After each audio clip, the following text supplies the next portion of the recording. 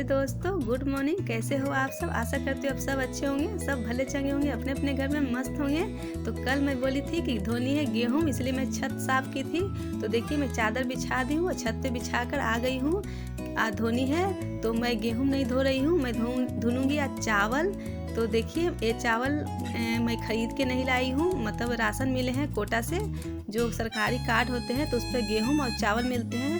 तो 10 किलो हम लोग को चावल मिलते हैं, 10 किलो गेहूँ मिलते हैं। तो देखिए चावल आधा मैं बहुत पहले धोई थी, अब आधा रखे हुए थे। तो देखिए बहुत मोटे वाले चावल है, तो इसको हम लोग भात बनाकर नहीं खाते हैं क्योंकि बहुत मोटे ये चावल खाने का आदत नहीं है। तो इसलिए इसे धुलकर और सुखाकर आटा बनवा लेती हूँ और आटे से कुछ कुछ बनाती हूँ। क्योंकि हम लोग 10 साल हो गए हैं राशन मतलब ये चावल खाए हुए, क्योंकि पहले मिलते थे, पहले उसना चावल मिलते थे 10 साल पहले। मैं 2001 से 2012 तक मैं गेहूं चावल खाई हूँ सरकारी। तो उसमें क्या होता था, उसना चावल मिलते थे और वो चावल इससे भी बेकार रहते थे, मतलब कि फरही होता है, मुरही बनता है ना, उस तरह के मोटे मोटे लाल लाल चावल रहते थे। और अब तो बहुत हद तक अच्छे चावल मिलते हैं और गेहूं भी अच्छे मिलते हैं। पहले लाल वाला गेहूं मिलते थे जो सेहत के लिए ज़रा सा भी अच्छा नहीं था। तो मेरे बच्चे बच्चे से 10 साल तक मेरे बच्चे लोग वही खाए हैं। तो मैं कभी पेट में कीड़ा हो जाते थे तो मैं बोलती थी हस्बैंड को कि ये चावल गेहूं खाने से लगता है कि बच्चे लोग को कीड़ा हो जाते हैं। तो हस्बैंड खिसियाते थे कि हम लोग खाते हैं तो हम लोग को कीड़ा नहीं होता है, बच्चे लोग को कीड़ा हो जाता है जब तुम ऐसी बोलती हो। तो एक दिन 2012 में न्यूज़ आया था कि लाल लाल गेहूँ मिलता था, कि लाल वाला गेहूँ बाहर से आता है विदेशों से और ये गेहूँ बहुत ख़राब है, सेहत के लिए अच्छा नहीं है। तो बैंड लग गया था, बंद हो गया था राशन मिलना। तो हम लोग उसके बाद राशन नहीं उठाते थे और उसके बाद छोड़ दिए थे कि बच्चों को इतना हम लोग पालते पोसते हैं और ये ख़राब अनाज क्यों खिलाना। तो उस दिन से बंद थे, 10 साल तक हम लोग राशन नहीं उठाए थे। तो अभी लॉकडाउन जो लगा उस समय सबको पेंडेंट कार्ड को सबको रीयूज कराया गया, तो फिर हम लोग को मिलने लगे हैं। तो अभी देखी कि बहुत अच्छे गेहूं और चावल मिलते हैं, तो फिर मैं लेने लगी हूं। तो देखिए अभी मैं छत पे चावल पसार दी हूँ और देखिए प्याज के पत्ते या लहसुन के पत्ते मैं तोड़ी हूँ, कुछ बनानी है तो चलिए नीचे। तो देखिए आज मैं लंच में बनाई थी बिरयानी, वेज बिरयानी और प्याज हरी मिर्च का रायता। तो आज का मैं वीडियो रेसिपी का शूट नहीं की हूँ क्योंकि वीडियो बहुत बड़े होते हैं, मोबाइल खाली नहीं था, बच्चे लोग पढ़ाई कर रहे थे इसलिए। तो हस्बैंड आ गए थे, 2 बज रहे हैं, तो उनको खाना दे देती हूँ। तो देखिए वो खा लेंगे, फिर देखिए मैं अपना भी प्लेट लगा ली हूँ। हेलो फ्रेंड्स, तो कैसे हैं आप सब? अब देखिए अभी मैं लंच सबको दे दी हूँ और मुझे भी कस के भूख लगी है। सारा काम हो गया, नहा हुआ के मैं रेडी हो गई हूँ और कस के भूख लगी है। तो चलिए हम खा लेते हैं और आपको भी चलिए खिलाती हूँ। तो लीजिए आप लोग भी पहला बाइट खाइए और खा के बताइए कि कैसी बनी है। फिर अब मैं खा लेती हूँ और खा कर फिर मैं शाम को मिलूंगी, थोड़ा सा चटपटा नाश्ता बनाऊंगी, बहुत अच्छा सा हेल्दी सा है। तो आप वीडियो छोड़ के जाइएगा नहीं, फुल वीडियो वॉच कीजिएगा। तो चलिए खा कर फिर मिलती हूँ।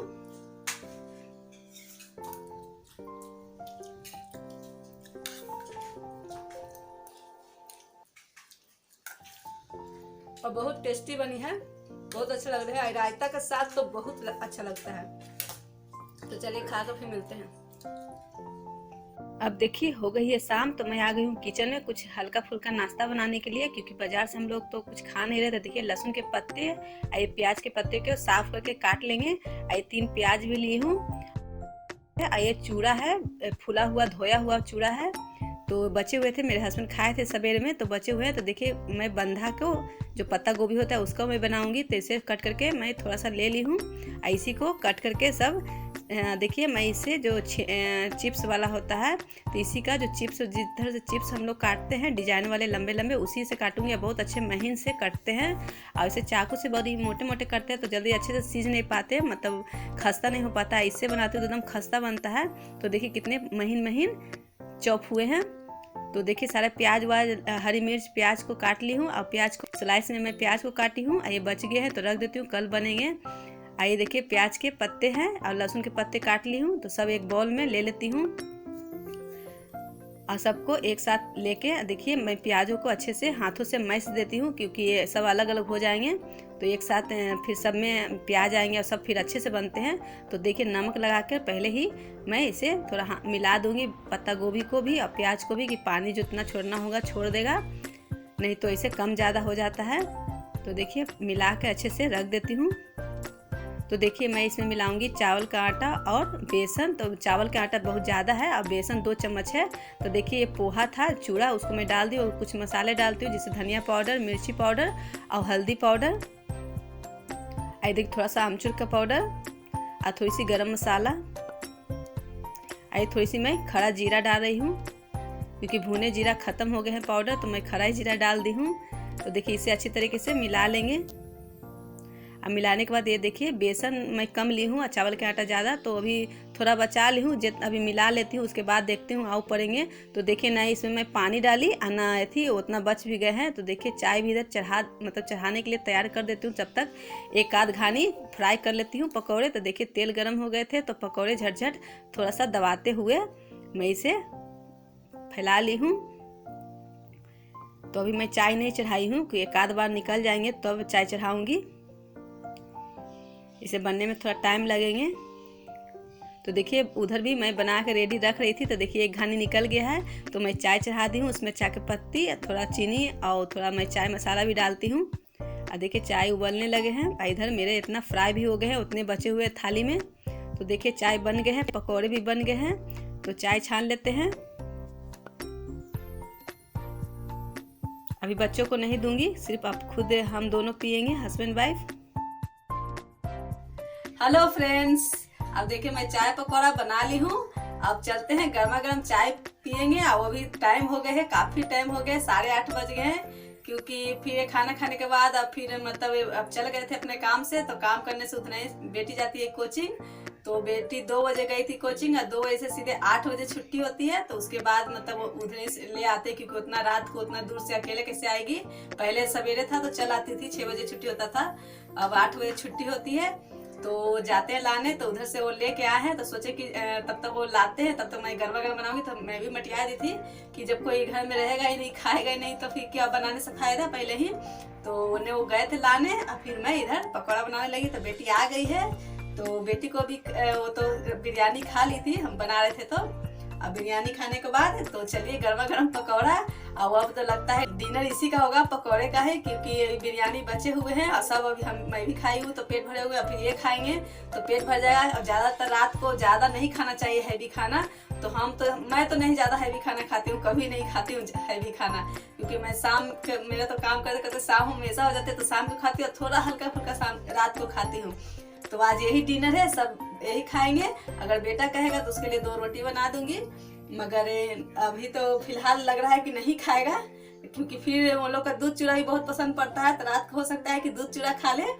तो चलिए आप लोग पहले चाय और पकौड़ा खा लीजिए। तो देखिए गर्मा गर्म, तो चलिए आप चाय पकौड़ा सबसे पहले आप खाइए। तो लीजिए चाय पकौड़ा खा लीजिए और खाकर बताइए कि कैसी बनी है।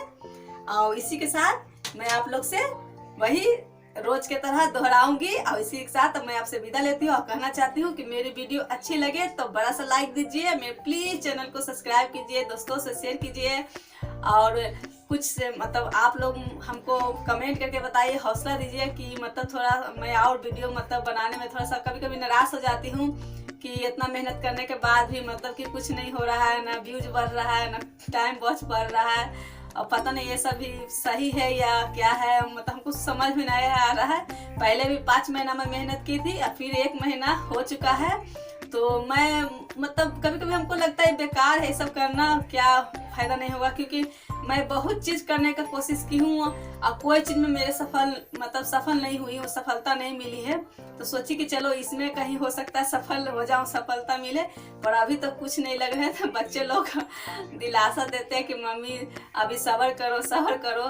सब्र मतलब कितना सब्र करूँ, मतलब लॉकडाउन जब से शुरू हुआ था मैं अप्रैल से वीडियो मतलब बना रही हूँ, मतलब अप्रैल से बनाई थी, अप्रैल से जून तक बनाई थी।